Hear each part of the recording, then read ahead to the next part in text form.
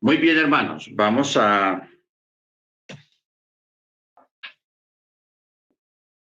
continuar. Estamos aquí en el libro de Deuteronomio, capítulo 4, en el verso 19. 4:19 de Deuteronomio. Amén. Que dice de la siguiente manera: no sea que eleves tus ojos a los cielos y contemples el sol y la luna y las estrellas, todo el conjunto de los cielos, y seas arrastrado y te prosternes ante ellos y los sirvas, a los que el Eterno tu Elohim adjudicó para todas las naciones debajo de los cielos. Muy bien. Anoche quedamos ahí en esta parte porque tenemos que detenernos acá obligatoriamente por cuanto la expresión que usa la palabra halek, adjudicar.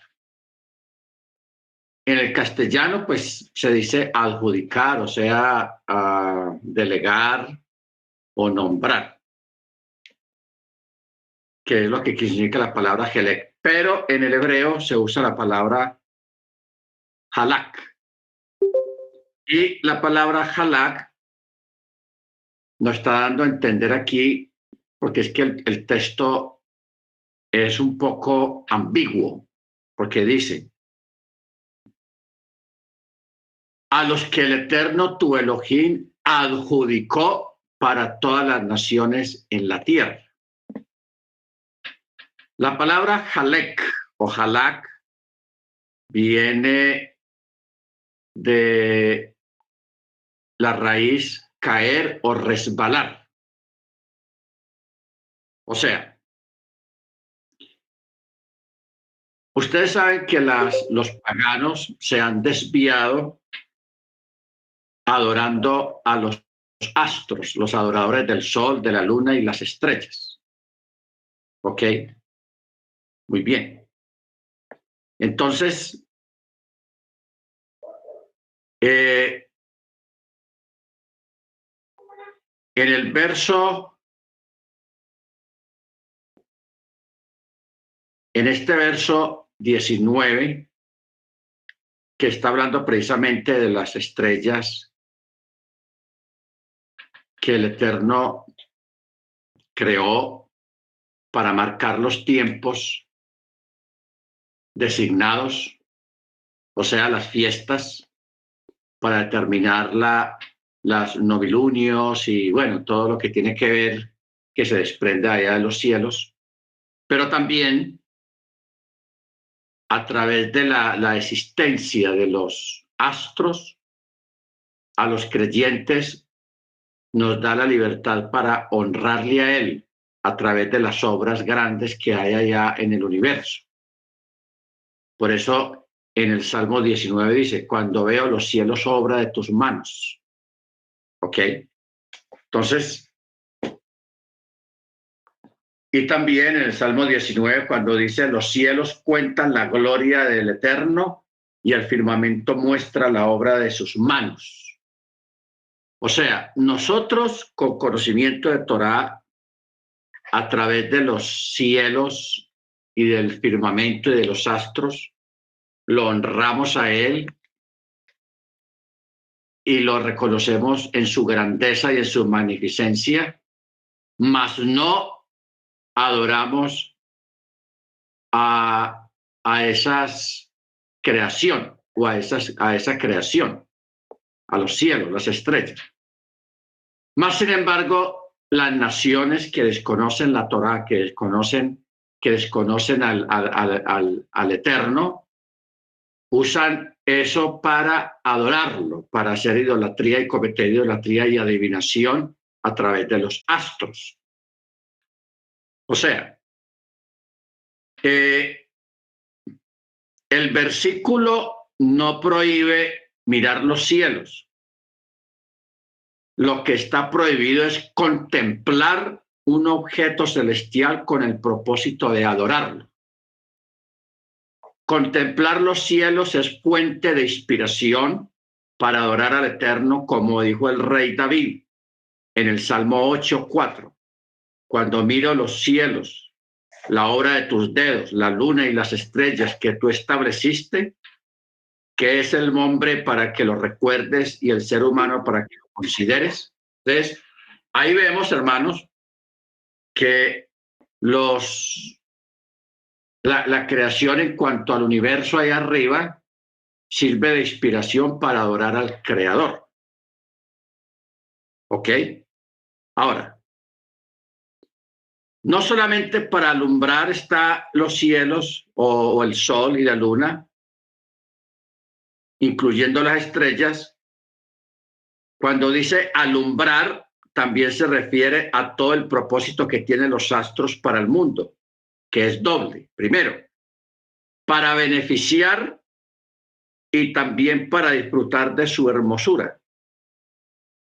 En todo caso, la frase no significa que el Eterno adjudicó los astros a las naciones del mundo para que éstas le rindieran culto, porque eso es imposible, porque el Eterno no desea que nadie caiga en idolatría. El asunto es que cuando menciona la palabra halak, también da a entender que el Eterno los dejó resbalar en el sentido de que ellos resbalaron adorando a las criaturas o a los astros antes que al Creador. ¿Ok? Bendito sea el nombre del Eterno. Entonces, por eso está esa palabra cuando dice a los que el Eterno tu Elohim adjudicó para todas las naciones. O sea, las naciones resbalaron adorando a los astros antes que al Creador. Amén. Verso 20. Pero el Eterno ha tomado de ustedes y los ha sacado del crisol de hierro de Misraim para que sean para él una nación de heredad como en este día. Bueno, hay otra parte que habla aquí cuando dice que el Eterno hizo que las naciones del mundo se rijan mediante los astros celestes y todo el conjunto de las leyes de la naturaleza, los cuales les sirven como principios rectores de su realidad.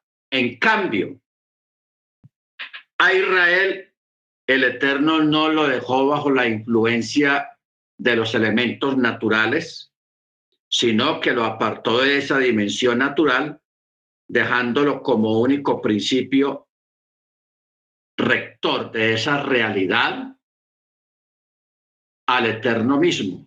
¿Qué quiere decir esto? Que nosotros no dependemos de los astros ni de la naturaleza para vivir. Nos estamos refiriendo a la fe, a crear una esperanza en los astros. No, no se puede, porque hay gente que sí lo hace. Hay gente que todos los días mira el horóscopo para mirar a ver cómo le va a ir en el día, cómo debe hacer las cosas en el día, porque hay gente que depende de eso. Nosotros no dependemos de los astros para movilizarnos, para hacer lo que queramos hacer, sino que nosotros dependemos enteramente del Eterno a través de la fe y a través de la obediencia al mandamiento. ¿Ok? Por eso es que en otra parte dice que hay hombres o hay gentes que ponen su confianza en el hombre y hay otros que ponen su confianza en los astros y en los ídolos. Nuestra confianza está en el Eterno, está en Yeshua HaMashiach, nuestro Adón, y en todo lo que está estipulado en la palabra. Entonces, por eso nosotros no podemos depender, hermanos, en en lo que digan los pueblos, lo que digan los gobernantes, lo que digan las naciones, porque las naciones a veces hablan o los gobernantes a veces hablan basados en su mirada a las estrellas, en su mirada al universo. Entonces de ahí sacan conclusiones, sacan sus ideas, sacan sus cosas. Nosotros no podemos depender de eso porque nuestra dependencia está directamente ligada al Eterno a través de la fe y la obediencia a la Torá. ¿Ok? Baruch Hashem. Por eso es que la vez pasada, alguna vez en algunas clases dijimos que cuando un gobernante diga algo, crea lo contrario a lo que está diciendo. ¿Ok? Que cuando el gobernante diga, señores, hay que quedarse en sus casas por esto, por esto, por esto, por esto, haga lo contrario, salga de la casa. Y cuando el gobernante diga, salgan de la casa, usted quédese en la casa. O sea, hacer lo contrario, porque muchas veces los gobernantes están regidos o se rigen por los elementos naturales de la naturaleza, de los horóscopos y todas esas cosas. Entonces, eso lo transmiten al pueblo y obligan al pueblo a que hagan lo que el horóscopo o el universo les está dictando. ¿Ok? Nosotros no podemos someternos a eso porque nosotros estamos sometidos y el yugo nuestro es el yugo de la Torá. Amén. O sea, ¿cómo se ha manifestado esto actualmente o aquí históricamente en la Tierra? Por ejemplo, cuando los imperios en el pasado cambiaron los días, cambiaron los años, cambiaron los meses, cambiaron el Shabbat por el domingo, cambiaron un montón de cosas. Todo eso lo han hecho, hermanos, basados en la astronomía, en la astrología. Lo han hecho basado en eso, como una señal inequívoca de rebelión y de llevarle la contraria al Eterno. ¿Ok? Bendito el Eterno. Entonces, por eso es que nosotros a través del Shabbat, a través de las fiestas, a través de la obediencia al mandamiento, nosotros ratificamos nuestra obediencia total y le damos la razón al Eterno, más no a los astros, ni al horóscopo, ni a todas esas cosas de las cuales se rigen las naciones. Baruch Hashem, bendito su nombre. Verso 21, pero el Eterno se había encolerizado conmigo a causa de ustedes y juró que yo no cruzaría el Jardín y no entraría a la buena tierra que el Eterno tu Elohim te entrega como heredad. Pues yo he de morir y no he de cruzar el Jardín, pero ustedes pasarán y heredarán esta buena tierra. Cuiden de ustedes, no sea que olviden el pacto que el Eterno su Elohim hizo con ustedes y hagan para ustedes una figura tallada, una imagen de cualquier cosa acerca de lo que el Eterno tu Elohim te ordenó, que no lo hagas.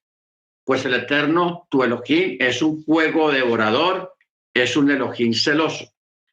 Cuando engendres hijos, nietos y se hagan veteranos en la tierra y se corrompan y hagan una figura tallada, una imagen de cualquier cosa y hagan el mal a los ojos del Eterno tu Elohim para enojarlo, pongo hoy por testigos contra ustedes a los cielos y a la tierra, que ciertamente perecerán rápidamente de la tierra hacia la que ustedes cruzan el Jardín para heredarla. No prolongarán los días sobre ella, pues serán aniquilados. El Eterno dispersará a ustedes entre las naciones y quedarán pocos en número entre los pueblos, a donde el Eterno los conduzca allá. Aquí está brevemente profetizando la dispersión del pueblo hebreo a todas las naciones. Ahí le está como dando a entender, diciéndoles. Por eso dice, el Eterno dispersará a ustedes entre las naciones y quedarán pocos en número entre los pueblos a donde el Eterno los conduzca allá. Y ahí servirán a dioses hechura de las manos del hombre, madera y piedra que no ven y no escuchan y no comen y no huelen. Tenaz, la idolatría. Y desde allí, en el exilio, buscarán al Eterno tu Elohim y lo hallarás si lo buscas con todo tu corazón y con toda tu alma.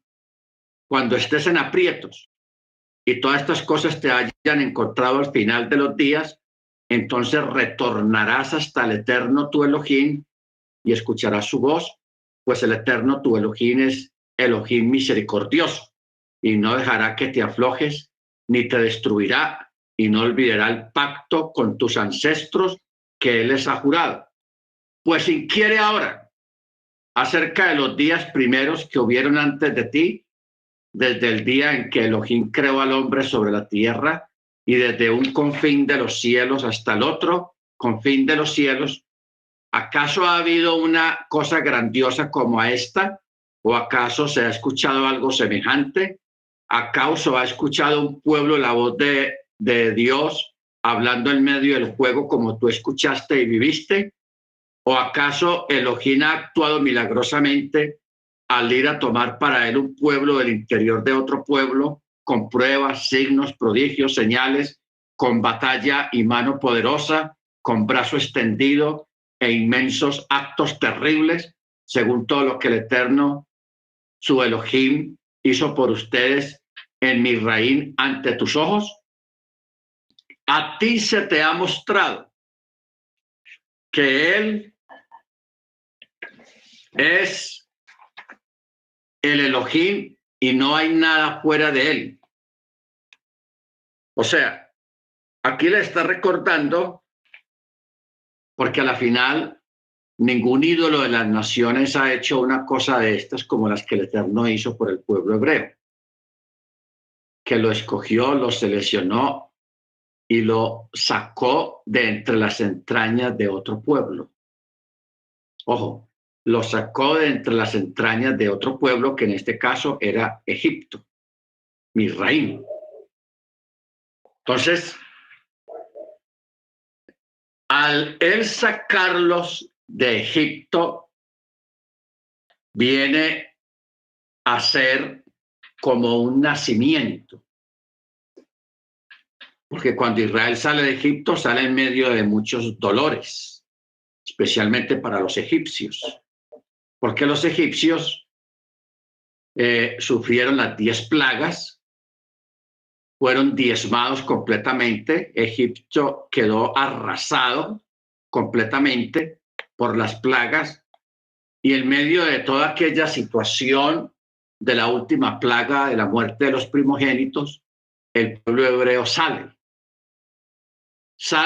sin saber para dónde va, sale a un mundo nuevo, a una vida nueva.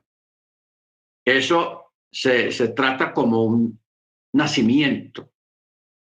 Por eso es que el texto dice: de las entrañas de un pueblo te saqué.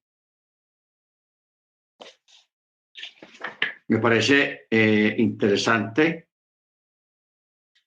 acerca de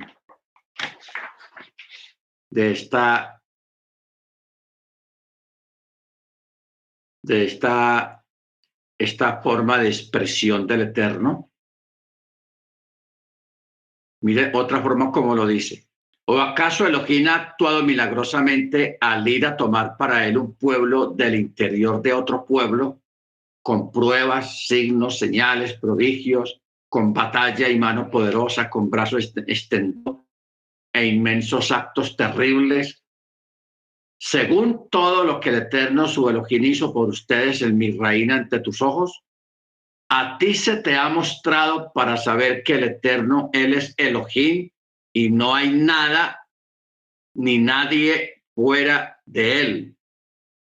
Desde los cielos, verso 36, él te hizo escuchar su voz a fin de disciplinarte, y sobre la tierra él te mostró su fuego inmenso, y sus palabras escuchaste en medio del fuego, en virtud de que amó a tus ancestros y escogió a su descendencia después de ellos, y te sacó delante de Misraim con su inmenso poder.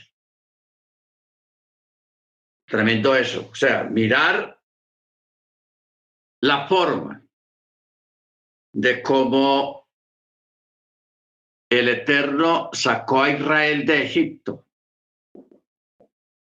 un pueblo numeroso, grande, sin experiencia para la guerra, solamente esclavos y esclavos durante 430 años. Y de un momento a otro verse libres y ricos, porque ellos salieron con todas las riquezas de Egipto. ¿Ok? Entonces, verlos acá salir, ser llevados para recibir la Torá, y en medio de eso, de la entrega de la Torá, lo vieron en medio de un fuego inmenso, y las palabras se escucharon en medio también del fuego.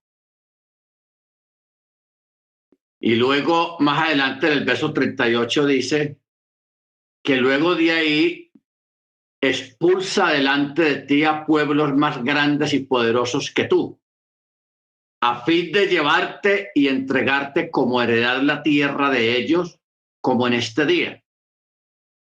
Entonces dice, deberás saber hoy y llevarlo a tu corazón, que el Eterno es Elohim, en los cielos arriba y en la tierra debajo no hay otro. Guardarás sus estatutos, sus mandamientos que yo te ordeno hoy, para que te vaya bien a ti y a tus hijos después de ti, para que prolongue los días sobre el suelo que el Eterno tu Elohim te entrega por todos los días. Entonces Moche separó 3 ciudades al otro lado del Jardín, hacia el levante del sol, para que huir allí el homicida que hubiese matado a su prójimo sin conocimiento y sin haberlo odiado desde ayer y anteayer, y él pudiese huir a una de esas ciudades y vivir. A Betzer, en el desierto de la tierra de la llanura, para la tribu de Reuení. A Ramot, en Gilad, para la tribu de Gadí. Y el Golán, en Bachán, para la tribu de Manaché. O sea, son las 3 ciudades.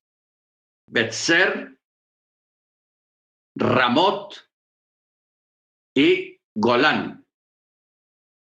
A esta es la instrucción que Moche presentó ante los hijos de Israel, y estos son los testimonios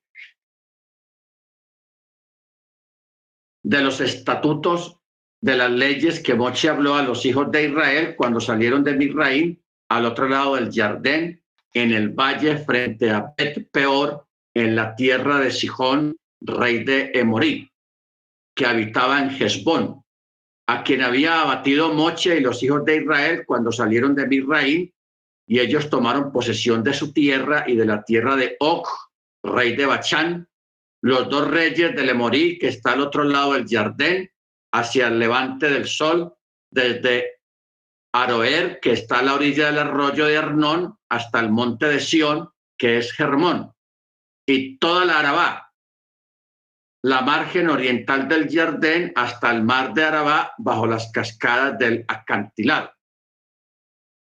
Capítulo 5. Moche llamó a todo Israel y les dijo: escucha, Israel, los estatutos y las leyes que yo hablo hoy en los oídos de ustedes, para que los aprendan y los preserven a fin de llevarlos a cabo. El Eterno Elohim hizo un pacto con nosotros en Joreb, y no solamente con nuestros padres, el Eterno hizo este pacto, sino también con nosotros, los que estamos hoy aquí vivos. Cara a cara habló el Eterno con ustedes en la montaña en medio del fuego.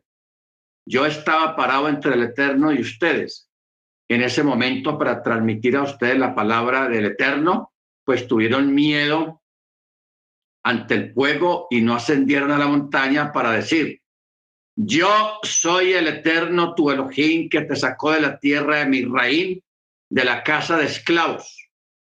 No tendrás para mí dioses ajenos en mi presencia. No harás para ti una figura tallada, la imagen de cualquier cosa que esté en los cielos arriba, que esté en la tierra abajo o que esté en el agua debajo de la tierra. No te postrarás ante ellos, ni los servirás, pues yo, el Eterno tu Elohim, soy Elohim celoso, que toma en cuenta la iniquidad de los padres sobre los hijos hasta la tercera y cuarta generación de los que me odian, y que hace bien a millares de generaciones de los que aman y guardan mis mandamientos. Bueno, aquí tenemos una diferencia de dos cosas. El Eterno toma en cuenta la iniquidad de los padres sobre los hijos hasta la tercera y cuarta generación de los que lo odian. Ojo. Y que hace bien a millares de generaciones de los que me aman y guardan mis mandamientos. Amén. O sea, la iniquidad de una familia se desprende hasta la tercera y cuarta generación como maldecidos o como castigados por no obedecer la Torá. Pero que hace bien a millares de generaciones de los que me aman y guardan mis mandamientos, dice el Eterno. ¿Ok? O sea que la rebelión en contra del Eterno trae maldición hasta la tercera y cuarta generación. Pero la obediencia al mandamiento trae bendición a millares perpetuamente. Bendito sea su nombre. ¿Ok? Verso 11. No tomarás el nombre del Eterno tu Elohim en vano, pues el Eterno no absolverá al que tome su nombre en vano. Guarda el día del Shabbat para santificarlo, como el Eterno tu Elohim te ordenó. 6 días trabajarás y harás todas tus labores, pero el séptimo día es Shabbat para el Eterno tu Elohim. No harás ninguna labor, tú, tu hijo e hija, tu siervo, tu sierva, tu toro, tu asno, todos tus animales, el prosélito que haya en tus ciudades, para que tu siervo y tu sierva descansen también como tú. Recordarás que fuiste esclavo en la tierra de Misraim, y el Eterno tu Elohim te sacó de ahí con mano fuerte y brazo extendido. Por eso es que el Eterno tu Elohim te ha ordenado hacer el día del Shabbat. O sea, el día del Shabbat está relacionado, está comunicado con algo que se llama liberación. Porque ustedes saben que Hasatán, el gran esclavista, el gran opresor, no da reposo a sus esclavos, no da reposo al enfermo, no da reposo al cansado. Pero cuando el Eterno saca a Israel de la esclavitud de Egipto, eso también representa un gran Shabbat. Salir de la esclavitud, salir de la falta de descanso. Por eso en parte también fue establecido el día del Shabbat. ¿Ok? Como un recordatorio de haber sido sacados de la esclavitud de Misraim, como también un reconocimiento y un recordatorio para todas las generaciones futuras de que fuisteis esclavos antiguamente, o de que vuestros ancestros, vuestros antepasados fueron esclavos y fueron liberados, y para ello esa liberación constituyó un gran Shabbat. Bendito sea el nombre del Eterno. Por eso la importancia del Shabbat. Por eso dice el verso 15. Recordarás que fuiste esclavo en la tierra de Misraim, y el Eterno tu Elohim te sacó de ahí con mano fuerte y brazo extendido. Por eso es que el Eterno tu Elohim te ha ordenado hacer el día del Shabbat. O sea, el Shabbat a nosotros nos recuerda la liberación, la sanidad, nos recuerda el descanso. Y al hacer Shabbat se santifica ese día. Porque es que es bueno entender algo, hermanos, y es de que el Eterno nos santifica es a través de los mandamientos. O sea, nosotros no somos santificados que el Eterno diga, fulano de tal, sea santo, y ya, y usted es un santo, no. Eso no es por palabras, sino por obediencia. ¿Ok? Por obediencia. Entonces, por eso es que hay algunas expresiones de los profetas y los salmistas cuando dicen, y nos santificaste a través de tus mandamientos. Ojo con eso. Nos santificaste a través de tus mandamientos. O sea, el orar mucho no santifica a nadie. El hacer vigilias no santifica a nadie. Eso no trae santificación. La verdadera santificación la obtiene un creyente es a través de la obediencia al mandamiento. Cuando usted guarda Shabbat, usted está siendo santificado. ¿Ok? A través del mandamiento del Shabbat. ¿Estamos de acuerdo? O sea, es lo contrario a lo que se aprendió allá afuera de que una persona es santificada teniendo la cara lavada y poniendo cara de yo no fui y todas esas cosas, o haciendo largas oraciones, o haciendo vigilias, o haciendo algunas cosas. No, eso no santifica. Eso es una santificación falsa. La verdadera santificación y la real santificación se obtiene es a través de la obediencia al mandamiento. Baruch Hashem. Verso 16. Honra a tu padre y a tu madre como el Eterno te ordenó para que tus días se prolonguen, para que te vaya bien sobre la tierra que el Eterno tu Elohim te entrega. No matarás, no cometerás adulterio, no robarás, no presentarás falso testimonio contra tu prójimo, no codiciarás la mujer de tu prójimo, no desearás la casa de tu prójimo, ni su campo, ni su siervo, ni su sierva, ni su toro, ni su asno, o todo lo que pertenezca a tu prójimo. Estas palabras habló el Eterno a toda la congregación en la montaña en medio del fuego, la nube y la espesura nubosa. Una voz grandiosa que no cesó, y él las escribió sobre 2 tablas de piedra y me las entregó. Y sucedió que cuando ustedes escucharon la voz en medio de la oscuridad y la montaña ardiendo con fuego, se acercaron a mí todos los líderes de las tribus y sus ancianos y me dijeron, he aquí que el Eterno nuestro Elohim nos ha mostrado toda su gloria y su grandeza y su voz hemos escuchado en medio del fuego. En este día hemos visto que Elohim habla al ser humano y éste vive. Ahora, ¿por qué hemos de morir cuando nos consuma este fuego inmenso? Si seguimos escuchando más todavía la voz del Eterno, nuestro Elohim, moriremos. Pues ¿acaso hay algún ser de carne que haya escuchado la voz de Elohim viviente hablando en medio del fuego y viva? Acércate tú y escucha todo lo que te diga el Eterno, nuestro Elohim, y habla tú a nosotros todo lo que el Eterno, nuestro Elohim, te hable, y escucharemos y lo haremos. Y el Eterno escuchó la voz de sus palabras cuando ustedes me hablaron, y el Eterno me dijo, he escuchado la voz de las palabras de este pueblo que ha hablado contigo. Bien ha sido todo lo que han hablado. Ojalá que así sea siempre este corazón suyo para temerme y guardar todos mis mandamientos todos los días, a fin de que les vaya bien a ellos y a sus hijos, para siempre.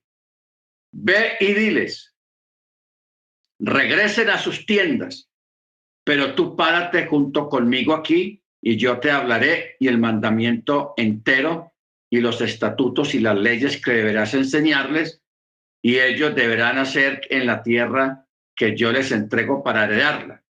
Cuidarán de hacer tal como el Eterno, su Elohim, les ha ordenado. No se desviarán a derecha ni a izquierda. Por tanto, por todo el camino que el Eterno, su Elohim, les ha ordenado, andarán para que vivan y les vaya bien y prolonguen los días en la tierra que han de heredar. Bueno, si nosotros prestamos atención, hermanos, a estas palabras, nos damos cuenta de que a través de la obediencia al mandamiento nos va bien y prolongará nuestros días en la tierra. ¿Ok?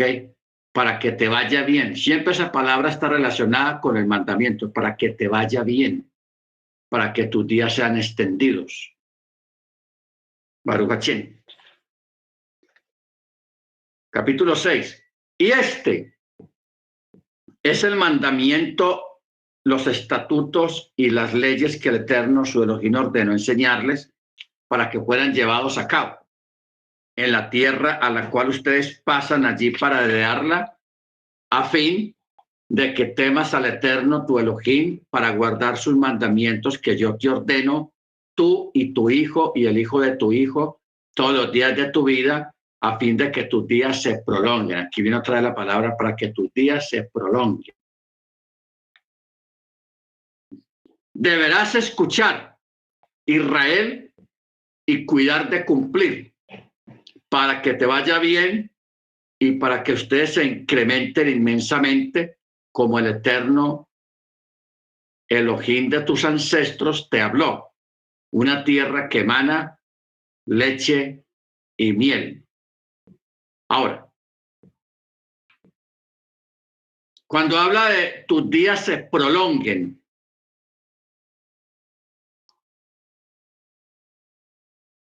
está hablando, hermanos, de algo que vamos a caer en cuenta en este momento.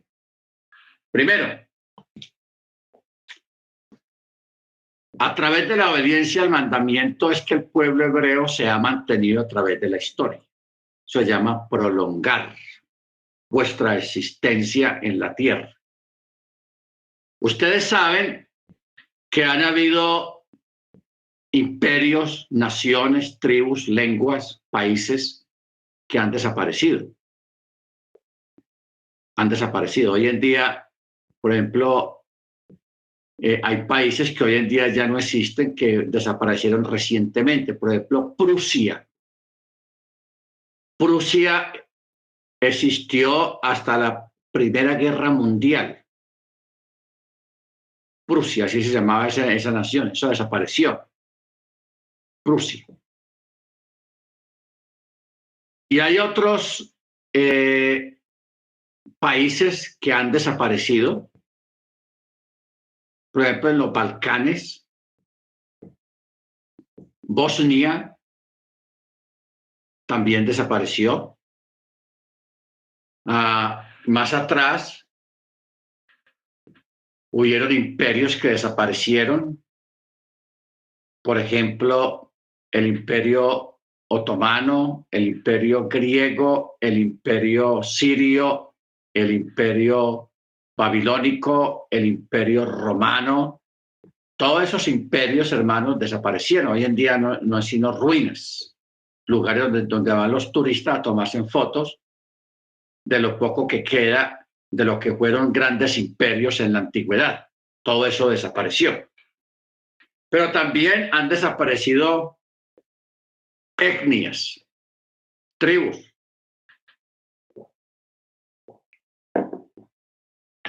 Hay tribus y etnias que las han desaparecido completamente, pero en especial los que desaparecieron fueron los grandes imperios del pasado.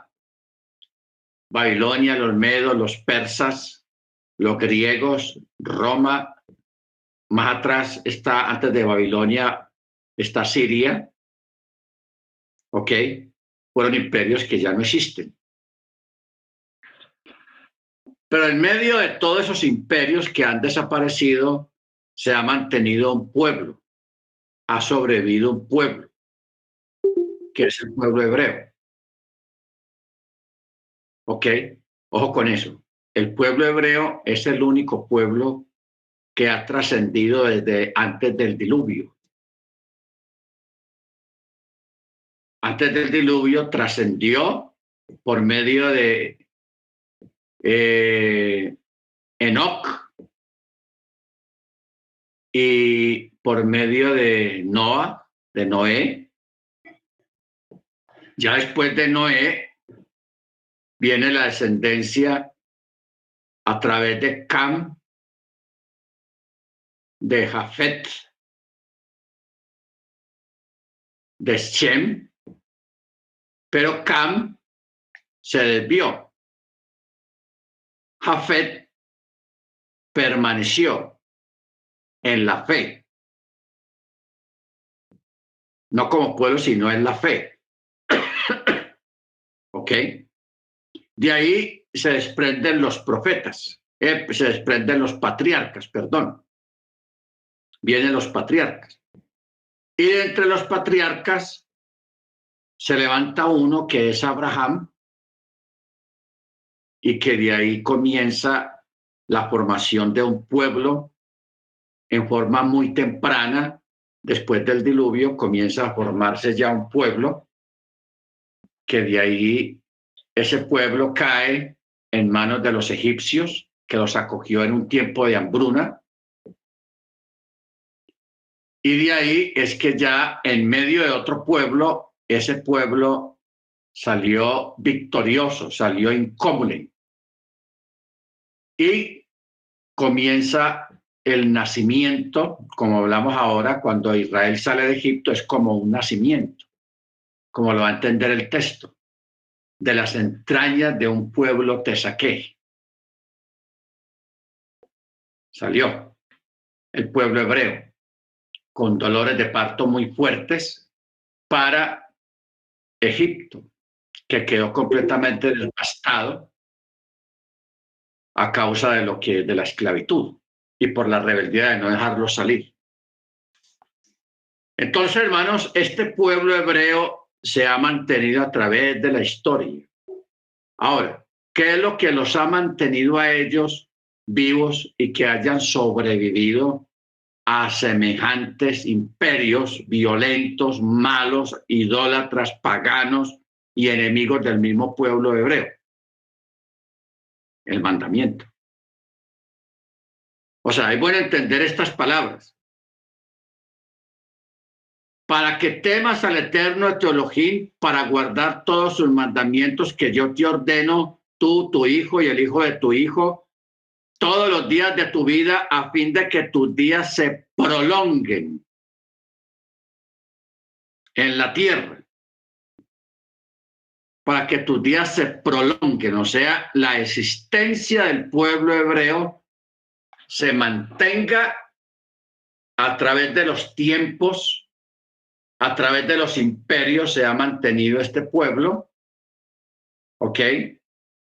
Y lo que los ha mantenido a ellos no ha sido su valor, ni que sean diestros para la guerra, no, sino el mandamiento. El mandamiento. O sea, si nosotros entendemos esto, hermanos, vamos a entender muchas cosas de ahí en adelante respecto a la existencia y a la permanencia de un pueblo, porque nosotros a través del mandamiento hoy en día todavía tenemos la misma promesa. Si nosotros perseveramos en el mandamiento y en la fe en Yeshua, también nuestros días y nuestro futuro será extenso y largo y eterno. O sea, seguirá prolongándose. El pueblo hebreo no va a tener fin. El pueblo israelita no va a tener fin, sino que es un pueblo eterno, sempiterno, porque el Eterno lo ha decretado de esa manera. Si nosotros lo mencionamos a él y le decimos si el Eterno o el Eterno quiere o mediante el Eterno, sabiendo y reconociendo que él es eterno, Y si nosotros estamos creyendo en un Elohim eterno, Él nos está extendiendo a nosotros también su eternidad. Nos está compartiendo a nosotros su eternidad también. ¿Ok? Baruch Hashem. Bueno, verso 4. Aquí tenemos un texto que marca uno de los grandes principios de la fe israelita, de nuestra fe, que es el Shema. Por eso dice, escucha, oh Israel, el eterno, nuestro Elohim, es uno. O sea, Shema Israel, Yahweh Eloheinu, Yahweh Echad. Escucha, Israel, el eterno es uno y el eterno será uno también. ¿Ok? O sea, el eterno que ahora es nuestro Elohim, pero no el Dios de las demás naciones, en el futuro Él es y será uno para la humanidad. O sea, porque en aquel entonces yo transformaré a las naciones para que se expresen en un lenguaje claro, para que todos invoquen el nombre del Eterno. ¿Cómo se declara? En aquel día el Eterno será uno y su nombre será uno también, porque Él es uno. Bendito sea el Eterno. Bueno, vamos a detenernos aquí, hermanos, en esta declaración, en el Shema. Dos tipos de obligaciones fueron impuestas diariamente al pueblo israelita: el recitado del Shema y la oración. En la época del Sagrado Templo de Jerusalén, o sea, el Bet Hamikdash, asimismo debían ofrecerse los sacrificios diarios correspondientes. Ahora, aclaremos el significado de esto. La primera obligación diaria es el Shema, la declaración del Shema, cuyo significado principal es la declaración de que el Eterno es uno y la aceptación del yugo divino sobre nosotros. Para entender esto, debemos de comprender en principio que Elohim, bendito sea, creó todos los tipos de entidades existentes, superiores e inferiores, espirituales y físicas, todos los cuales fueron organizados por el Eterno para funcionar y desempeñar las funciones que les determinara la inteligencia divina en cada caso. Y la raíz y causa de todas las cosas es el Eterno. O sea, Él es la raíz y la causa primordial de todas las cosas. O sea, nada existe por casualidad. Esto puede entenderse desde dos aspectos diferentes. El primero, en relación a su esencia, y segundo, respecto a su función. Primero, sobre cómo todo lo creado deriva y depende del Eterno.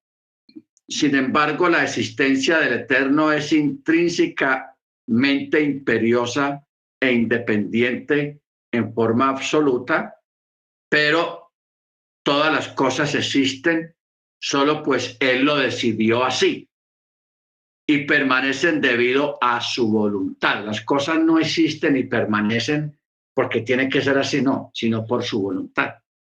El día que Él decida que tal cosa no debe ser, no va a ser más. ¿Ok? Eso es lo que se llama la esencia. Función. El Eterno les otorgó a los elementos de la creación el poder de gobernar ciertas áreas y efectuar determinadas cosas de acuerdo a la naturaleza de cada una de ellos. Pero en realidad no poseen sino el poder de hacer aquello que el Eterno les posibilita realizar, pues Él es el Señor absoluto y todopoderoso, y todo lo que cualquier elemento de la creación pueda llevar a cabo no es sino aquello lo que el Eterno les concede hacer. Él es el Señor absoluto que puede incrementar o disminuir el poder de estos elementos en cualquier momento y lugar. O sea, es bueno que nosotros tengamos claro esto, hermanos. El agua, las piedras y todo lo que hay en la naturaleza, todo tiene una función. Y cada uno realiza su función exclusivamente para lo que fue creado. ¿Ok? ¿Cómo podemos explicar esto? Si una persona estudió para ser arquitecto o ingeniero, construir edificios, casas, puentes, esa persona estudió para eso y solamente pues va a cumplir esa función. No vamos a ver una persona, a un ingeniero apagando un incendio como si fuera un bombero. Entonces, de la misma forma, el Eterno creó la naturaleza y cada elemento de la naturaleza tiene una función. Y ese elemento no va a cambiar de función porque le da la gana, porque eso crearía un caos y un desorden. Cada uno tiene una función. Entonces, el Eterno, dentro de esas funciones que tiene cada elemento de la naturaleza, la cumple de acuerdo a la voluntad del Eterno y hasta que el día que el Eterno quiera que ese elemento cumpla para lo que Él lo creó. El día que Él diga, no más, no más. ¿Ok? Entonces,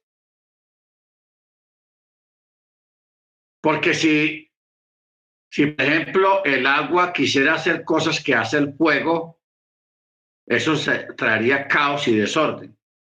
Y si el fuego quisiera hacer cosas que hace el agua, también crearía un caos y desorden en la tierra. Entonces, por eso cada cual, como dice el dicho, zapatero a tus zapatos. O sea, cada cual a lo suyo. El único ser que tiene la facultad de tener varias acciones, varias formas de actuar, es el ser humano, porque el Eterno le dio esa capacidad. Un ser humano puede ser ingeniero, puede ser dibujante, puede ser electricista, puede tener otras carreras. Por eso hay personas que tienen hasta 4 o 5 carreras y no todas relacionadas con lo mismo, carreras completamente diferentes. ¿Por qué? Porque el ser humano puede hacerlo. Pero los elementos naturales que el Eterno creó, no. Cada cosa tiene su función y de ahí no se puede salir. ¿Ok? Por lo tanto, el Eterno en definitiva es quien gobierna realmente todas las cosas y su sola intención es la que prevalecerá y su bondad y perfección llegarán al mundo. Pero de acuerdo a la decisión de su inteligencia infinita, las cosas deben suceder de esa manera. Al final de todos los sucesos comprendemos que el Eterno es uno, en absoluta unicidad. Ejad, Yachid y Meyuchad. Ojo con estas palabras. Ejad, Yachid y Meyuchad. Él es la causa de todas las cosas, de manera que alcancen el propósito real, que es el bien verdadero que citamos. Otro aspecto, otro de los aspectos que implican la profundidad de este concepto de la unicidad es la revelación de la verdadera unicidad del Eterno. Bueno, aquí hay algo que explicar, hermanos, y es a través de una pregunta. Si el Eterno es uno, ¿por qué allá afuera no lo reconocen como uno? Porque ustedes saben que allá afuera existe el politeísmo, la creencia de la existencia de muchos dioses. ¿Por qué existe eso si está tan claro en las escrituras que Él es uno? ¿Ah?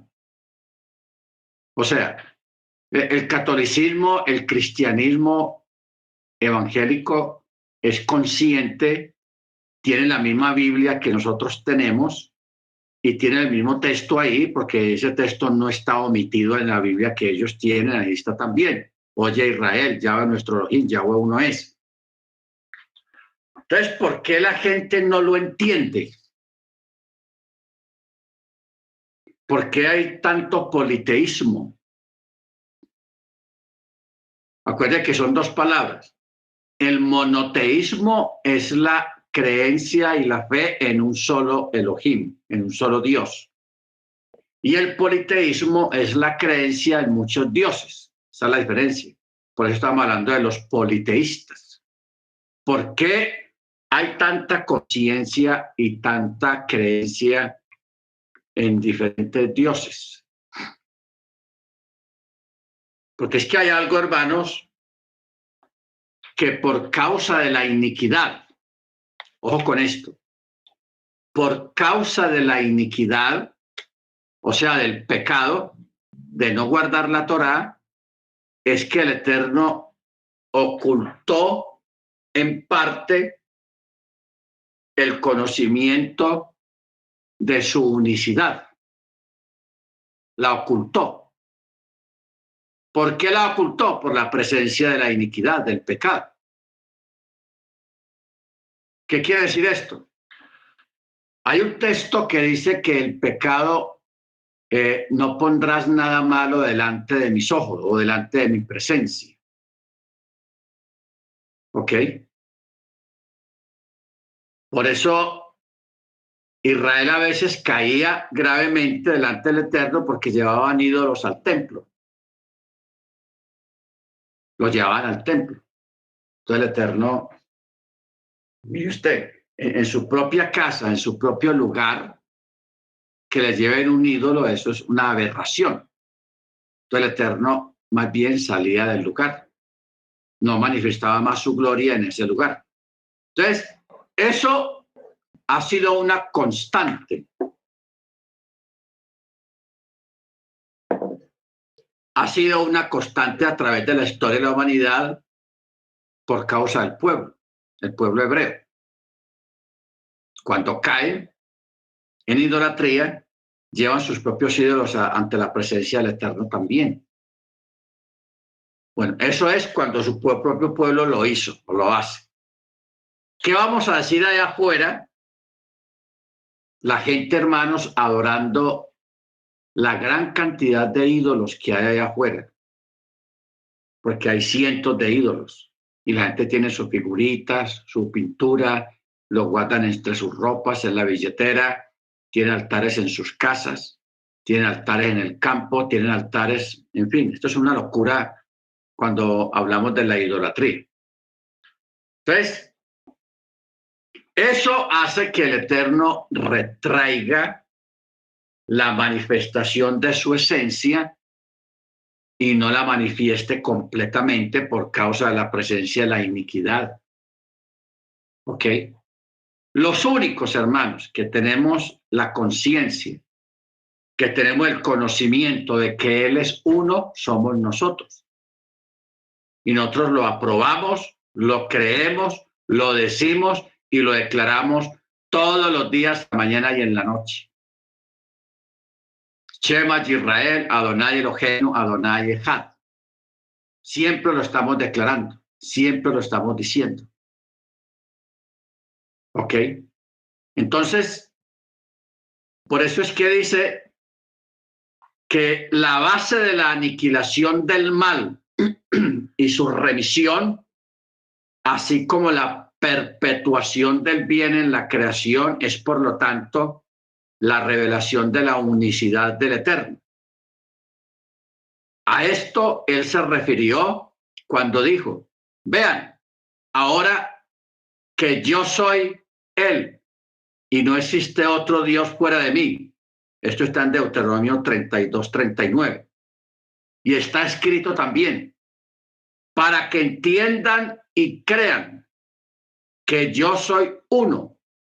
Previo a mí, ningún Dios ha existido y después de mí tampoco existirá otro Dios. Isaías 43:10. Ojo con esto. Por lo tanto, la rectificación final de cada criatura reside en la revelación de la unicidad divina, de que Él es uno. Elohim fue, es y será solamente uno y único. Solo que en el presente no es reconocido en forma universal. Sin embargo, en el futuro final, Él se va a revelar ante todas las criaturas como lo expresa el ver, cuando dice, y en aquel día Elohim será uno y su nombre único. Esto está en Zacarías 14:9. Pero el pueblo israelita que ameritó de parte del Eterno la sagrada Torá, reconocen esta verdad y la testimonian también en este tiempo y siempre. A ellos se refiere cuando dice, vosotros sois mis testigos, dice Yahweh, Isaías 43:12. Y este es un gran privilegio para el pueblo, para nosotros. ¿Ok? Sin embargo, nosotros, los hijos de Israel, asumimos el compromiso de convertirnos en testigos de la unicidad divina en todos sus aspectos. Esto significa tanto desde la perspectiva de su existencia, pues Él es el único y su existencia es intrínsecamente necesaria y todo fue creado por Él y de Él depende todo. Muy bien. La enseñanza, hermanos, de la unicidad es una enseñanza vital. Vital. Ahí es cuando llegamos a entender este texto de Isaías 43:12. Vosotros sois mis testigos. ¿Testigos de qué? Si alguien dijera, no, es que estos son los únicos testigos de la creación. Los impíos también ven el sol, la luna, las estrellas, la montaña, los valles, los ríos, los mares. Los impíos también ven eso y lo disfrutan. Entonces no tiene que ver con eso, de ser testigos de la creación. Ser testigos de lo que ocurrió en el madero con el Mesías. Todo el mundo fue testigo y hoy en día hay grandes religiones que lo testimonian, que es el catolicismo y el cristianismo protestante. O sea que ese texto, vosotros sois mis testigos, no tiene que ver con esto tampoco. Pero cuando usted habla con los religiosos de afuera, ellos siempre defienden la creencia politeísta de muchas divinidades y se inclinan ante estas divinidades, le hacen altares a estas divinidades y le hacen oraciones a estas divinidades. Entonces, ahí es cuando comienza el problema y ahí es cuando comienza a establecerse una diferencia entre ellos y nosotros. Diferencia de fe y diferencia de conceptos, especialmente de fe. Nosotros creemos que el Eterno es uno, que Él no es dos, ni es tres, ni es cuatro divinidades, es uno solo. Y aparte de ser uno solo, es único. ¿Único en qué sentido? De que Él es diferente a lo creado. Él es diferente a la creación. ¿Por qué? Porque Él creó la creación. Porque es que hay personas que divinizan la creación. Cuando mucha gente dice la madre tierra, que estamos adorando la madre tierra, eso es comparar la creación al creador. Ah, es que la madre tierra nos da vida, nos da esto, no importa lo que haga la madre tierra, pero la tierra fue creada por el único Elohim. ¿Ok? Entonces, cuando la palabra Ejad, esta palabra tiene un doble significado. Uno, en el sentido de que en sí mismo no es un plural. Uno, dos, tres, cuatro, no hay pluralidad. Y lo otro es único en el sentido de que no hay otro. La palabra Ejad es una palabra muy importante. Ejad, que significa uno y significa único. ¿Ok? Uno y único. Por eso Él es uno.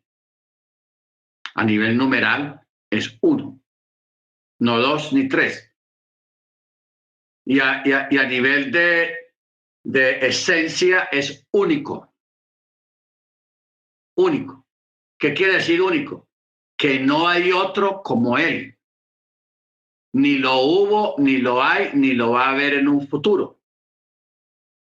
¿Ok? Entonces, estas expresiones, hermanos, son absolutas. No tienen forma de cambiarlas o de que más adelante cambie nada. Es absoluto. ¿Ok? Ojo con eso, es absoluto.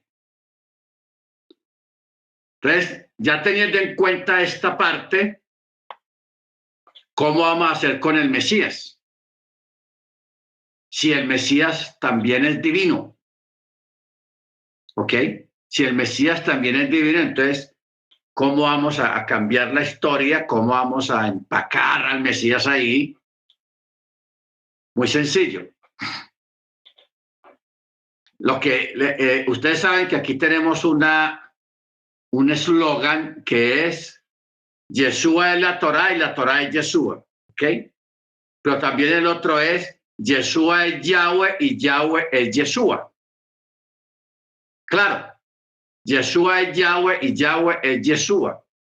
No es que hayan dos, uno y uno, porque todo eso contradeciría lo que acabamos de hablar acá con la palabra Ejad. Habría una contradicción.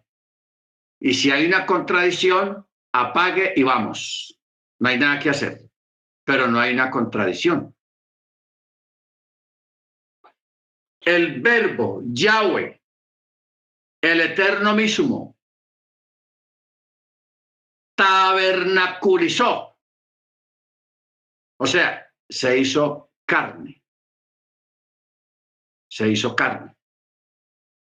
Mire usted que respecto a esto, cuando uno estudia las religiones politeístas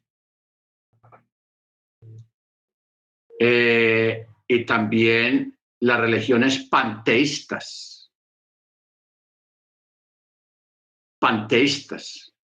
o sea, politeísta y panteístas, hay una pequeña diferencia entre una cosa y la otra. Los panteístas, eso viene de los griegos. Ustedes saben que los griegos crearon la cultura del panteísmo de Zeus, de Apolión, de Apolos, bueno, todas esas divinidades que ellos crearon y les crearon historia y le pusieron nombres. Por ejemplo, hay un nombre que prevalece hasta hoy en día que es Mazda. Mazda. Y Mazda es una marca de un carro. Mazda. Sucede y pasa, hermanos, de que Mazda es una divinidad canaanita, que era un dios del fuego, de la guerra, el Mazda, en Canaán. ¿Ok? Entonces, cuando aparece el imperio griego en el escenario, a ese Mazda le cambian el nombre por Apolión, por Apolión. Entonces, por eso usted ve que el panteón griego tiene muchas divinidades. Está Afrodita, está Zeus, está Apolión, está Hermes, está, en fin, una cantidad de divinidades, hermanos, impresionantes. Pero todas esas divinidades griegas del panteísmo griego viene de Canaán, y Canaán fue antes que los griegos. Y Canaán, en su época de gloria, Canaán tuvo como 5.600 divinidades. Eso es una cantidad impresionante. 5.600 divinidades. Yo aquí tengo un libro escrito por un escritor secular, un historiador, y él habla sobre todas esas divinidades semíticas, porque él los llama así, divinidades semíticas o canaanitas. Y él las describe con muchos detalles, basado pues en los escritos antiguos de esa época. Entonces, todo eso son creencias que se fueron afianzando y fueron prevaleciendo a través de la historia hasta el día de hoy. Hoy en día todavía existen esas divinidades con otros nombres, porque esas divinidades o ídolos se van adaptando de acuerdo al tipo, a la época y a las creencias de las personas. Por eso usted ve que el catolicismo, por ejemplo, tiene muchas divinidades y muchos ídolos. Pero cuando uno se pone a escarbar el origen de cada un ídolo de que tiene el catolicismo, lo va llevando hacia atrás a las divinidades canaanitas. ¿Ok? Bendito el Eterno. Ahora, en medio de todo eso, hermanos, en la época antigua, la época canaanita, surge un personaje que está en medio de toda esa cultura que se llama Abraham. Abraham, aunque él es judío, israelita, y sus padres son creyentes de esas cosas también, fueron absorbidos por esas culturas, Abraham siempre pensó de que eso no funcionaba así, de que tenía que haber un solo Elohim. Y en el medio de sus pensamientos, el Eterno le habla y se le manifiesta. Y él le cree al Eterno. Él le cree al Eterno. Por eso dice el texto, y Abraham creyó a Yahweh y le fue contado por justicia. O sea, por salvación. Entonces de ahí, a partir de Abraham, es que empieza la formación de un pueblo dirigido y guiado por el único y solo Elohim existente en la creación. Porque los otros eran divinidades paganas. Fruto del paganismo y fruto de la desviación de las naciones de esa época. ¿Ok? Baruch Hashem. Entonces, entre otras cosas que debemos entender es que el Creador, bendito sea su nombre, es soberano absoluto de todo cuanto Él ha creado. Ojo, Él es soberano absoluto de todo cuanto Él ha creado. Lo vamos a explicar de la siguiente manera. La existencia del Eterno no depende de nada ni de nadie más y no está relacionada con nada fuera de Él. Su existencia es imperiosa y perfecta y no se relaciona con nada ajeno a él, tanto superior como inferior. O sea, que no existe ninguna causa de la que él dependa, como los distintos efectos, que se originan en una causa determinada, ni nada con lo que se pueda asociar. O sea, el eterno, la existencia del eterno no se desprende de, él viene de tal parte o de tal cosa o de tal efecto. No. Ojo con eso. No se desprende nada. Ni está relacionado con nada, ni por atadura, ni por contención, ni por invención. O sea, que alguien diga, no, para que el eterno exista tiene que haber esto, tiene que haber aquello y tal. No, él no está relacionado con nada para ser o para existir. Ni él depende de nada ni de nadie para ser o para existir. Él no depende de nada. En este sentido es lo que denominamos Elohim, pues él es la única existencia necesaria por sí misma. Siendo que Elohim decidió y creó todo lo existente y la existencia de todas las cosas en todos sus aspectos dependen de él, como lo citamos. En ese sentido lo llamamos el Señor de todo, pues la existencia toda se origina en él y le pertenece y la gobierna según su voluntad lo dispone. Esto, hermano, obligatoriamente nos lleva a un texto que a mí me gusta mucho leerlo, porque está hablando de esto. Colosenses 1. Aquí en Colosenses 1 está hablando de Yeshua. Ojo con eso. Ya el eterno Yahweh ya manifestado. No que sea otro que apareció, no. Ya el eterno se manifestó, ya no como Yahweh, sino como Yeshua. ¿Por qué como Yeshua? Porque Yeshua quiere decir salvación o el que salva.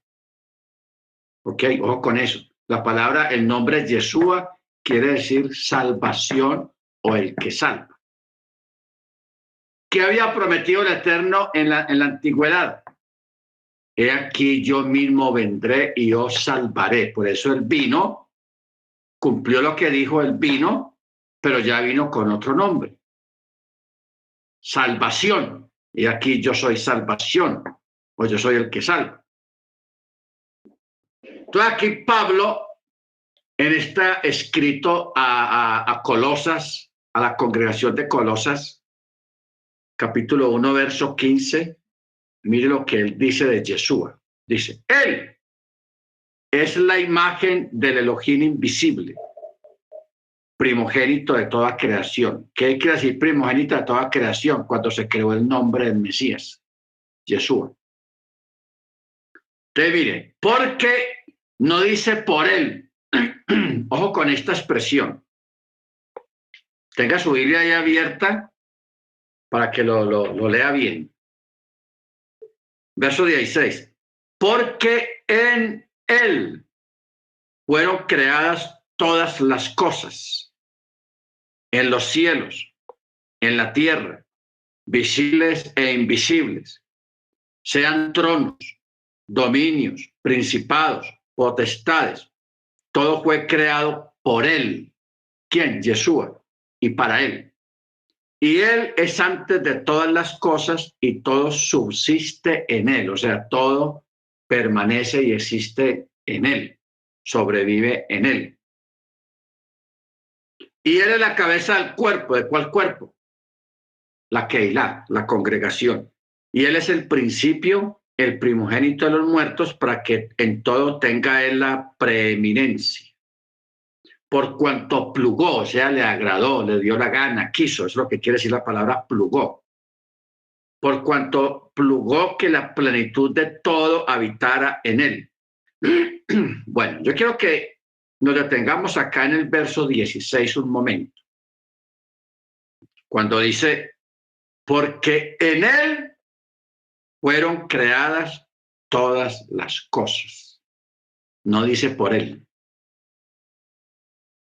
Decir por él es innecesario decirlo, porque él es la fuente y él es el creador. Entonces, o sea, Pablo, cuando escribió esto, debió de tener una inspiración profética, una inspiración muy profunda acerca de él, porque él pudo haber escrito, porque por él fueron creadas todas las cosas, pero él no lo puso así. Él puso, porque en él fueron creadas todas las cosas. Porque estamos haciendo énfasis de en él. Mire usted, esto tiene un significado muy profundo. El Eterno está en todo lugar, porque el Eterno no es un punto, no es un lugar. Ojo con eso. Si Él está en todo lugar y Él es más grande que la misma creación, o sea que el Eterno es algo muy grande, Él no es un punto dentro de la creación, no, así no es. Que alguien diga, aquí está el Eterno en medio de... No, Él es todo. Y en medio de ese todo creó el universo, los cielos, la tierra, todo lo que sea visible y todo lo que sea invisible, sean tronos, dominios, principados, potestades, todo lo habido y por haber, visible o invisible, literal o no literal, Él lo creó, pero lo creó dentro de sí mismo. ¿Qué fue lo que hizo el Eterno? El Eterno, en medio de sí mismo, en su propia naturaleza, Él hizo un espacio, Él creó un espacio. Creó un espacio y en ese espacio creó los cielos, la tierra, las cosas visibles y las cosas invisibles. Él las creó en medio de él. Por eso es que dice, porque en él fueron creadas todas las cosas. Y luego el verso 17 dice, y él es antes de todas las cosas y todo subsiste, no dice existe, subsiste en él. ¿Por qué el escritor no, el agiógrafo no escribió y todas las cosas existen en él? ¿Por qué no lo escribió así? Porque una cosa es las cosas existentes no dependen por sí mismas, sino que dependen de él. Y como las cosas dependen de él, ya no se podría escribir y las cosas existen por él, sino subsisten en él. ¿Por qué? Porque él las sostiene. Por eso es que se escribió y todo subsiste en él. ¿Lo entendemos? Mire usted el manejo tan exacto del vocabulario que tiene la escritura. La escritura, para hacer esa unión a nivel lingüístico entre el creador, entre lo invisible y lo visible, eso es complicado de expresarlo con palabras. Es complicado, no es fácil. Entonces, por eso el Eterno creó la palabra, la expresión y la forma de la expresión.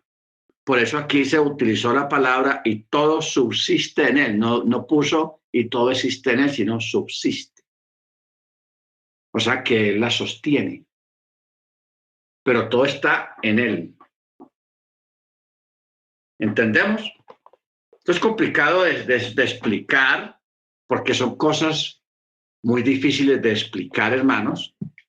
Pero si nosotros la entendemos, usted lo puede explicar a otra persona qué es lo que quiere decir, porque en él fueron creadas todas las cosas, en los cielos, en la tierra, sean visibles o invisibles, sean tronos, dominios, potestades, todo eso, dice en él.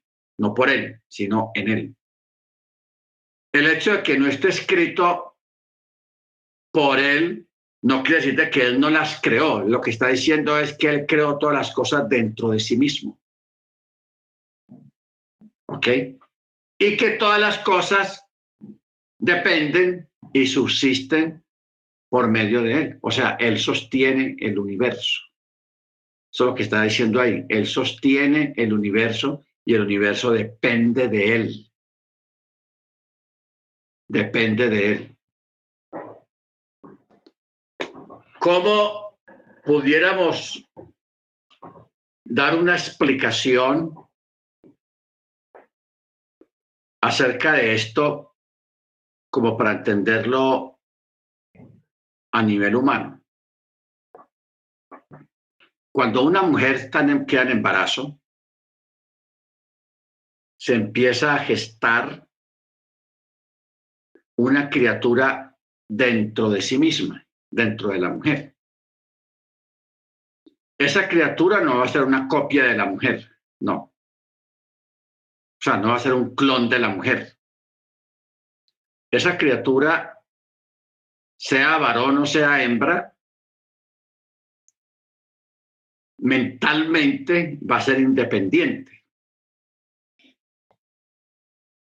¿Independiente en qué sentido? En que va a ser una persona con su independencia mental y su independencia social y en todas las áreas. O sea, no va a ser un niño o una niña robot que va a hacer lo que la madre diga, no.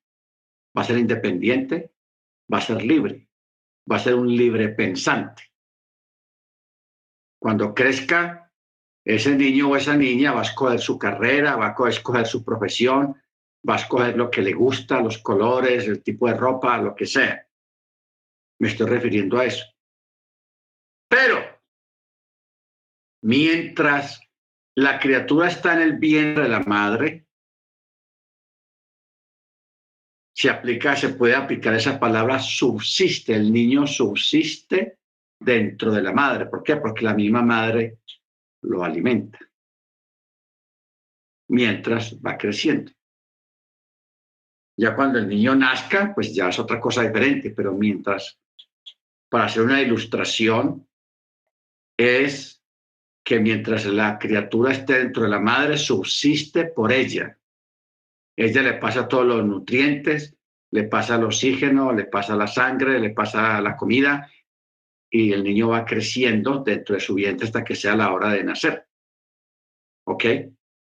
Entonces, eso es lo que Pablo está diciendo, porque en él fueron creadas todas las cosas en los cielos, en la tierra, sean visibles o invisibles. Y en el verso 17 dice, y él es antes de todas las cosas y todo subsiste en él, él sostiene el universo.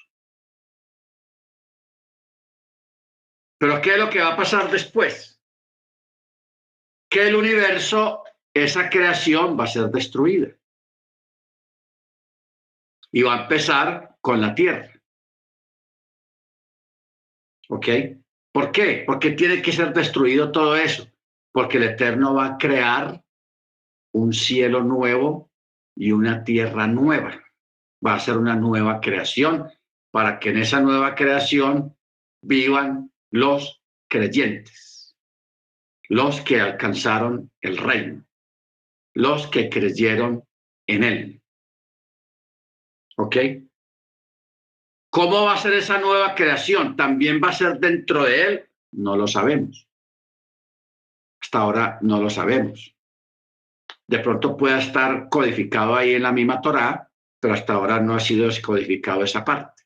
¿Cómo va a ser la nueva creación? Lo único que sí sabemos es algunas pistas. Si hay pistas. ¿Cuáles? Cuando dice, allí no va a haber necesidad de sol. O sea, allá no va a haber la dependencia del sol. ¿Por qué? Porque él mismo nos va a alumbrar con su propia luz. Porque el sol es bonito, es bueno, pero si usted se mete a un desierto, el sol te achicharra y te mata de sed. Una temperatura de 48, 50 grados en un desierto mata a la persona. Pero la luz que va a emanar de él no es para matar a nadie, sino que es una luz de vida. Por eso él nos dio pistas, hermanos, y esas pistas están en Juan capítulo 1. Juan capítulo 1. Mire, verso 3 dice, todas las cosas por él fueron hechas, y sin él nada de lo que ha sido hecho fue hecho. En él había vida, y la vida era la luz de los hombres. Luz. La luz resplandece en las tinieblas, y las tinieblas no prevalecieron contra ella. Verso 7. Este vino como testigo para que diera testimonio de la luz, a fin de que todos creyeran por él. No era él la luz, sino para que diera testimonio de la luz. Aquí está hablando de Johanán, de Juan el Bautista. Verso 9. La luz verdadera que alumbra a todo hombre al venir al mundo. Estaba en el mundo y el mundo fue hecho por él. Ojo con esto. Pero el mundo no lo conoció. A lo suyo vino y los suyos no lo recibieron. Pero a todos los que lo recibieron y los que creen en su nombre, les dio potestad de ser hechos hijos de Yahweh, los cuales no nacieron de sangres, ni de voluntad de carne, ni de voluntad de varón, sino del Eterno. Y la palabra, el logos o el alabar, se hizo carne y tabernaculizó entre nosotros y contemplamos su gloria. Bueno, entonces aquí tenemos, hermanos, una muestra de lo que es la unicidad. La unicidad. Por eso, nosotros debemos de reconocerlo diariamente en su calidad de rey del universo, Malká Olam, sometiéndonos a él y a sus decretos como lo hacen los súbditos con su rey. A esto se le denomina aceptar el yugo de los cielos. Ol Malhut Shamaim. Este concepto se halla implícito cuando recitamos el Shema. Lo reconocemos a él en su autoridad como rey de reyes de toda la creación, sea superior o inferior, y aceptamos el yugo de su reinado y nos sometemos a él en todo lo que nosotros somos. ¿Ok? Entonces, por eso es que el Eterno, por causa de la maldad, la iniquidad que hay en la tierra actualmente, él no se manifiesta abiertamente en esencia. Él lo hace solamente con los suyos, con los que creen en él. Por eso él comenzó con Abraham. Por eso dice el texto, y Abraham creyó y le fue contado por justicia, o sea, por salvación. Nosotros creemos y ratificamos esa fe y esa creencia que él es uno a través de recitar el Shema en la mañana y en la tarde. Y siempre que vamos a hacer algo de una oración o a comenzar una fiesta o a comenzar el Shabbat, siempre se hace recitando el Shema, ratificando quién es él, qué es él, y ratificando nuestra obediencia al mandamiento en ese momento a través del Shema. Bendito sea su nombre. ¿Ok? Entonces, el Shema, yo sé que hay un sector del judaísmo que cree en dos. No sé cómo hacen para creer en dos recitando el Shema. Yo no sé cómo lo hacen porque eso es una contradicción. Es una contradicción completamente. Y un desconocimiento acerca de la manifestación del Mesías y un desconocimiento total sobre quién es el Mesías. El Mesías no es un ángel enviado. El Mesías no es un mensajero, tampoco. El Mesías, Yeshua, él es Yahweh hecho carne. Él es Yahweh quien tabernaculizó. El verbo se hizo carne cumpliendo su promesa que él había hecho en la antigüedad cuando dijo, he aquí yo mismo vendré y los salvaré. He aquí yo extenderé mi diestra, he aquí yo extenderé mi mano, he aquí yo estaré ahí presente. O sea, él lo dijo de muchas maneras a través de los profetas y a través de los salmos, de que él iba a venir, simplemente que el pueblo, por tanta influencia del politeísmo y por tanta desviación de la Torá, la gente no entiende o no quiere creer que Yeshua es Yahweh y que Yahweh es Yeshua. Bendito su nombre por siempre. Amén. Baruch Hashem. Verso 5. Estamos en Deuteronomio 6, 5. Amarás al Eterno tu Elohim con todo tu corazón, con toda tu alma, con todos tus medios. Estas palabras que yo te ordeno hoy estarán en tu corazón, las enseñarás agudamente a tus hijos y hablarás de ella cuando te sientes en tu casa, cuando andes por el camino, al acostarte, al levantarte. Las atarás como señal sobre tu mano y serán diadema entre tus ojos. Las escribirás en las jambas de tu casa. Aquí está hablando de la Mesuzá. Y en tus portales. Y sucederá que cuando el Eterno tu Elohim te lleve a la tierra que juró a tus ancestros, a Abraham, a Isaac y a Jacob, para entregarte ciudades inmensas y excelentes que tú no construiste, casas repletas de todo bien que tú no llenaste, cisternas talladas que tú no tallaste, viñas y olivares que tú no plantaste, y comas y te sacies. Cuídate mucho, no sea que olvides al Eterno que te sacó de la tierra de Misraim, de casa de esclavos. Al Eterno tu Elohim temerás y a él le servirás y en su nombre jurarás. No seguirán tras dioses ajenos de los dioses de las naciones que están a tu alrededor, pues el Eterno tu Elohim es celoso en tu seno, no sea que se encienda la ira del Eterno tu Elohim contra ti y te aniquile de sobre la faz de la tierra. No pondrán a prueba al Eterno su Elohim como lo hicieron en Masá. Ciertamente deberás guardar los mandamientos del Eterno su Elohim, así como sus testimonios y sus estatutos que él te ha ordenado. Amén. Muy bien. Vamos, hermanos, ahora a... Si alguno de ustedes quiere ampliar o aportar algo respecto a la divinidad, a la esencia de la divinidad, bien pueda hacerlo. Amén. Yo sé que ustedes tienen bastante conocimiento, los que estuvimos en el estudio del marrano kosher, que se trató precisamente de a través de la Torá y con el texto hebreo, de demostrar y de probar que Yeshua es Yahweh y que Yahweh es Yeshua. Amén.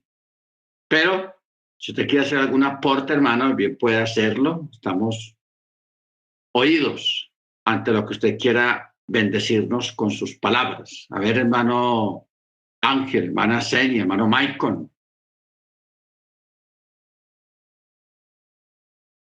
hermano Dagoberto.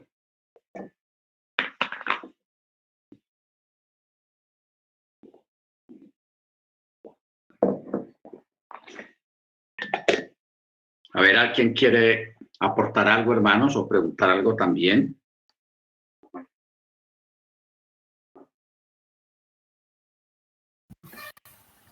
Shalom, Rab, buenas tardes. Buenas tardes, hermanos. Shalom, hermano Ángel. Rab, ahorita durante el transcurso de la prédica En esta semana escuché algo muy curioso. Escuché que un rabino decía que el Elohim, el creador de los cielos y la tierra, es el Elohim de Israel, no de las naciones. Y usted también así lo dijo, así tal cual lo dijo. Y bueno, yo fui a buscar ahí en Éxodo 24:10, Shemot 24:10, y así lo dice también el texto. ¿Es correcto decir así, pastor? Porque muchos hablan de, como usted lo decía, distintas divinidades, distintas deidades, y es importante que aún, Rab, yo he visto en raíces hebreas que son dualistas y se pelean y bueno, hacen ahí, no ha llegado esa revelación. Entonces, me ha dejado sorprendido el rey en este tema porque usted a través de la predicación pues me confirma, aunque yo no he encontrado otros textos también que digan que Elohim es el Elohim de las demás naciones, sino el Elohim de Israel. Entonces se me hace muy interesante eso. Gracias. Amén. ¿Alguien más? Yo estaba mirando aquí Éxodo 24:10.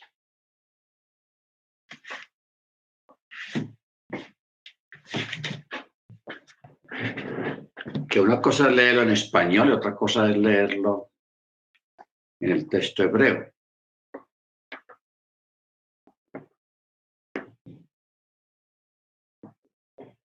Dice...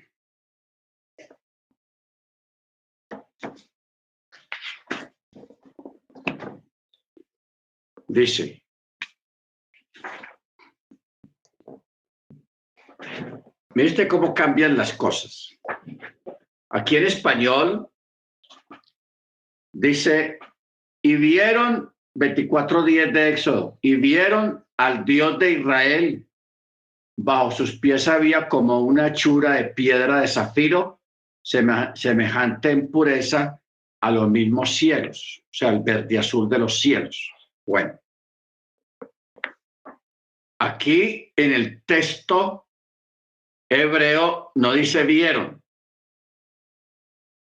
sino dice percibieron, percibir.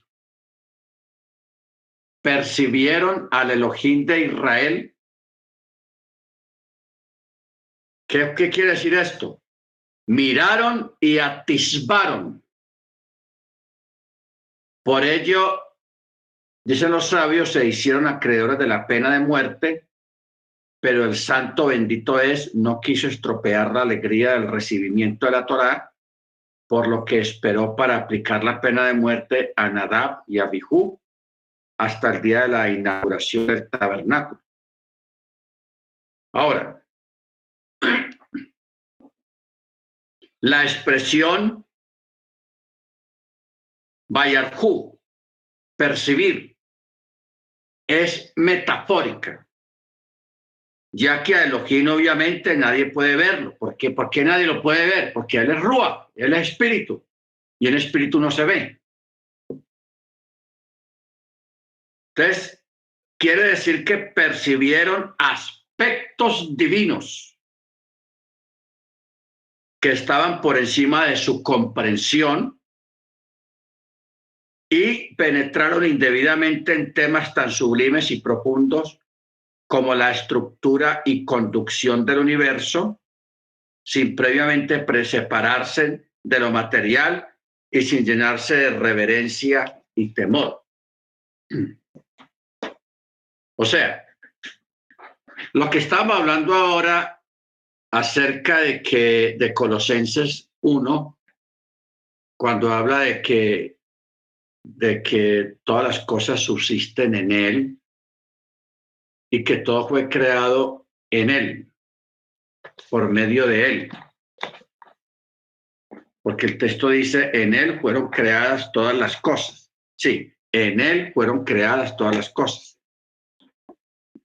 Hablar de esto, hermanos, es hablar de cosas muy profundas que tienen que ver con la Merkabah, o sea, las ruedas del universo, o sea, las profundidades del universo.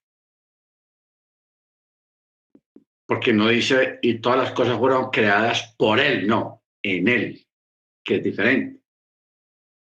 Entonces, por eso hay que aprender a leer bien el texto. O sea, cuando usted lea un texto que contradiga otra cosa, usted debe analizar el texto leído primero. Porque primero, la Torá no se contradice.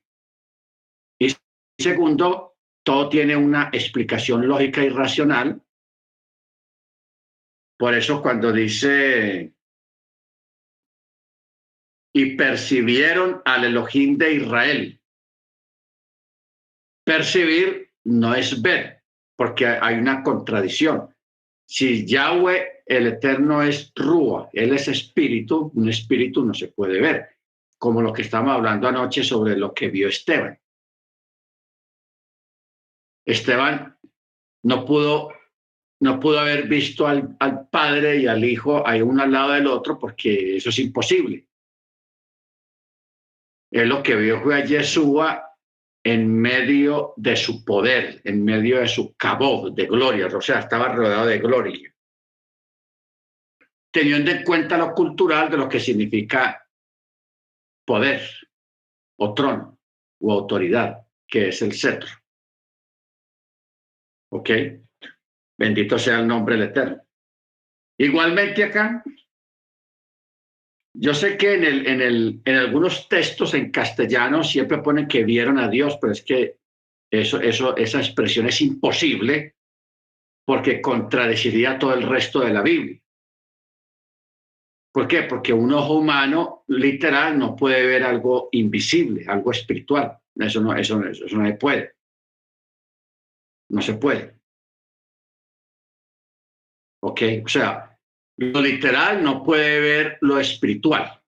Eso es una norma y una ley que está ahí, que eso no se puede quitar ni se puede contradecir. Más fácil, lo espiritual sí puede ver lo literal, pero no lo literal ver lo espiritual. Entonces, por eso es que el texto dice, y percibieron a Yahweh. ¿Qué fue lo que percibieron? Ellos vieron y sintieron cosas sobrenaturales que no son normales dentro de los sentimientos de los seres humanos. Porque luego dice, y bajo los pies había como una hechura de piedra de zafiro, como un piso de piedra de zafiro. O sea, el piso parecía el sol. No, pero el sol no, el firmamento. ¿Por qué? Porque tenía un verde azul brillante, pero era sólido, era piso. Y sobre ese piso estaba una mesa. Y sobre esa mesa había mucha comida, manjares, porque el Eterno había invitado a los ancianos de las tribus para que subieran a la cena de la entrega de la Torá. Por eso existe una fiesta que se llama Simchat Torá. No fue establecida por el Eterno, es una fiesta rabínica, pero se celebra, mucha gente la celebra, y es una fiesta espectacular porque se está celebrando la entrega de la Torá. La entrega de la Torá. Simjá se llama, la fiesta de la Torá, Simjat Torá. ¿Ok? Ahora, mire, por ejemplo, aquí el comentario que hacen los sabios respecto a este evento, porque este evento ocurre en un peladero por allá en una montaña, en el Sinaí, en el Monte Oreo.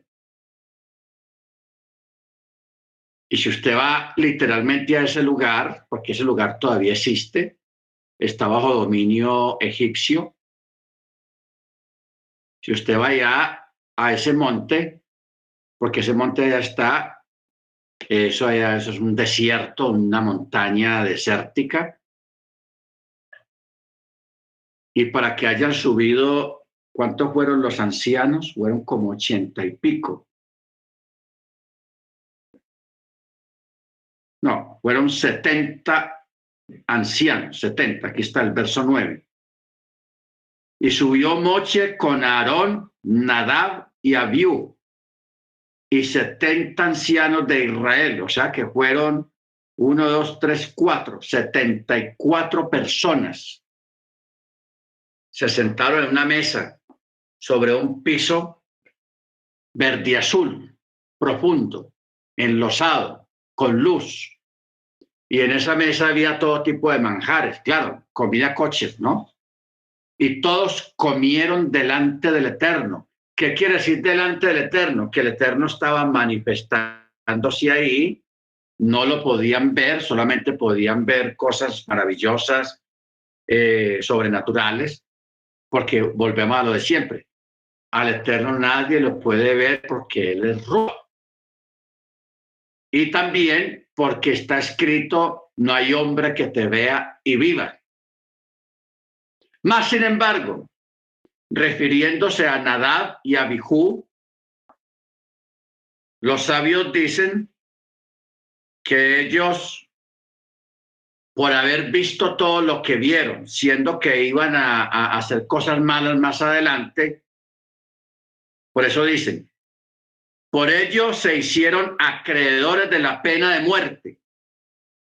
Pero el santo bendito es, no quiso estropear la alegría al recibimiento de la Torá, por lo que esperó para aplicar la pena de muerte a Nadab y a Abijú hasta el día de la inauguración del tabernáculo. ¿Ok? Un evento que ocurrió donde sí murieron estos dos, porque estamos hablando, hermanos, de un pueblo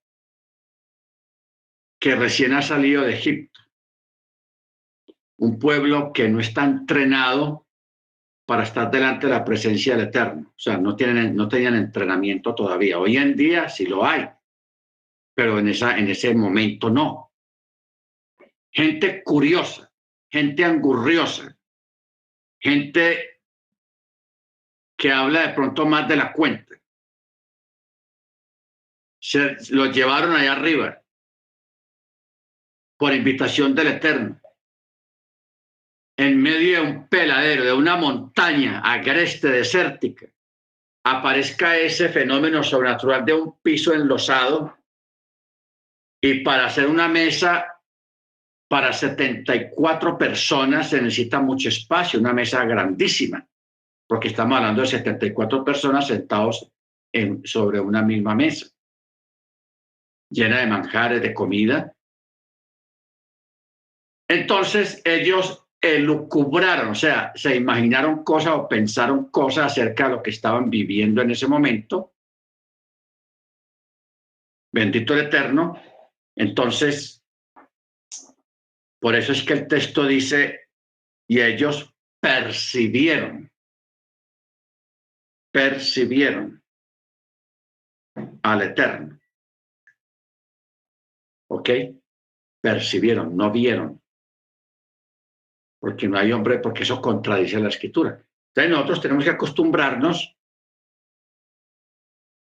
a saber leer la escritura, teniendo en cuenta los principios que están en la misma escritura. O sea, no dejarnos llevar por un texto que lo entendamos mal, no que el texto esté mal escrito, no, sino que lo entendamos mal contradiciendo lo que ya está establecido. ¿Ok? Porque un ejemplo, la escritura dice que el Eterno, Él es espíritu, Él es Ruach. Y un espíritu, lógicamente, no se puede ver. Entonces, que exista un texto, es un ejemplo, que exista un texto que diga, y el profeta fulano de tal vio al Eterno montado sobre un caballo. Entonces, si la persona lee eso, dice, no, eso no puede ser, aunque está escrito ahí, pero eso no puede ser porque el Eterno es espíritu. ¿Cómo así que un espíritu está montado sobre un caballo? ¿Y cómo sabe que está montado sobre el caballo si un espíritu no se ve? ¿Estamos? Entonces, así tenemos que reaccionar nosotros ante cualquier cosa que leamos. ¿ok? Basado en los principios referentes al Eterno, de que Él es el único, Él es Ejad, Él es uno. Entonces, si usted cualquier día leyera un versículo que dijera, y estaban sentadas las dos divinidades en el lugar del trono de gloria, entonces usted diría, no, eso no puede ser, ese texto está equivocado. O sea, no creer lo que usted está leyendo, porque usted ya tiene un principio en la mente de que Él es uno. Entonces lo que usted está leyendo contradice ese principio. ¿Ok? Hay una contradicción. Baruch Hashem. Entonces, esa es la forma que nosotros tenemos que aprender a mirar las escrituras y a escuchar a cualquier persona que hable de la Torá, si sea un rabino, el que sea, hermanos, pero usted escuche con mucha atención lo que dice la persona. Si la persona dice algo que contradice la Torá, usted no va a aceptar esa dicho o esa palabra. No, eso no puede ser porque la Torá dice esto, esto y esto, ya. Así la persona diga, la Torá dice en tal y tal parte, así la persona diga eso, pero usted ya tiene los principios aquí. ¿Ok? Porque es que la Torá, hermanos, la enseñanza de la Torá se basa sobre principios ineludibles e inescrutables. Más que todo, ineludibles e incambiables. Y nosotros tenemos que regirnos por esos principios. Si nosotros nos regimos por esos principios, por eso es la locura que hay allá afuera, la gente creyendo en 2, creyendo en 3 y hasta en 4, y toda la cantidad de doctrinas que hay allá afuera, hermanos, alejadas de la realidad de la escritura. ¿Todo por qué? Porque la gente no tiene principios. No tienen principios establecidos acerca de los principales temas de la misma escritura, en los referentes a la divinidad, al eterno, a la Torá, a los mandamientos. Todos los mandamientos están encerrados en unos principios. Por ejemplo, yo a veces digo, el Shabbat no se cambia, ni se vende, ni se negocia. Eso es un principio. Y usted debe acatar y de vivir bajo ese principio, que el Shabbat no se cambie. Usted no puede que una persona le diga, vea, yo le cambio el Shabbat por el lunes, es que el sábado tengo que hacer yo no sé qué, y yo se lo cambio. Usted tiene que decirle, no, el Shabbat no puede cambiar. ¿Cómo así? No, vea, yo lo doy desde la caída del sol hasta la otra caída del sol, yo lo guardo y todo eso. No importa lo que la persona prometa hacer, pero el Shabbat es el Shabbat y es en el día que es. No es negociable. La mayoría de los mandamientos no son negociables. Esos son principios que tenemos que tener todos nosotros. Amén. Baruch Hashem. Muy bien. Hoy tenemos muchos hermanos que faltan porque están en su Shabbat, celebrando Shabbat.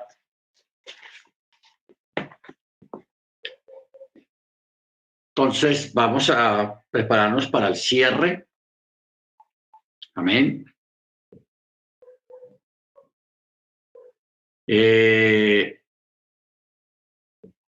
Vamos a pedirle a la hermana Senia, tú nos puedes colaborar